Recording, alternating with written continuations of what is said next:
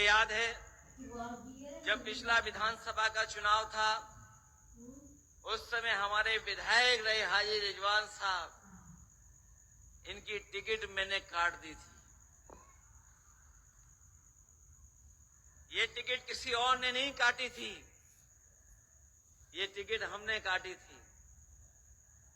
हमारे जो नेता हैं, हमारे आप लोग जानते होंगे कि हमारे पूर्व में रहे बहुत शानदार नेता शफीकुर रहमान बर्क साहब चाहते थे कि जियाउर रहमान बर्क हमारे विधायक बन जाएं। मुझे याद है जिस समय वो मुझसे मिलकर के आए थे और उस बातचीत में मुझे लगा कि उनकी इच्छा है कि उनके सामने ही उनका पोता सांसद बन जाए, विधायक बन जाए, कुछ बन जाए। मैंने कहा हमसे ये क्या करवा रहे हो आप, टिकट कटवा रहे हो। उन्होंने कहा कि हमारे पोते को बना दो विधायक। मैंने कहा कि ठीक है, आपकी बात मानी और हमने उस समय विधानसभा में टिकट दे दी और अपने हाजी रिजवान साहब की टिकट कट गई। आप लोगों ने एक नहीं मानी इनकी। ये जाकर के जिस दल में प्रीपेड पोस्टपेड से काम चलता है, उस दल में चले गए।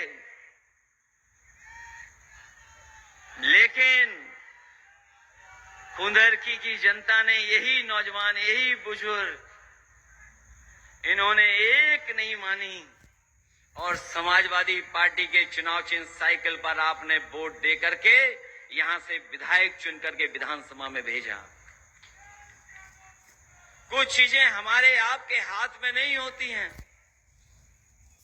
हम लोग लाख कोशिश करें लेकिन हमारे हाथ में नहीं चीजें। हमने, पार्टी ने और आपने अपना नेता खो दिया। सबसे पहले टिकट लोकसभा की अगर किसी को दी गई थी तो हमारे बर्क साहब को मैंने टिकट दे दी थी। लेकिन उनके स्वास्थ्य ने और परिस्थितियों ने हमारा आपका साथ नहीं दिया, वो हमारे बीच नहीं रहे। हमारे सामने बहुत सी चीजें थी लेकिन उन चीजों को मैं बदलना नहीं चाहता था।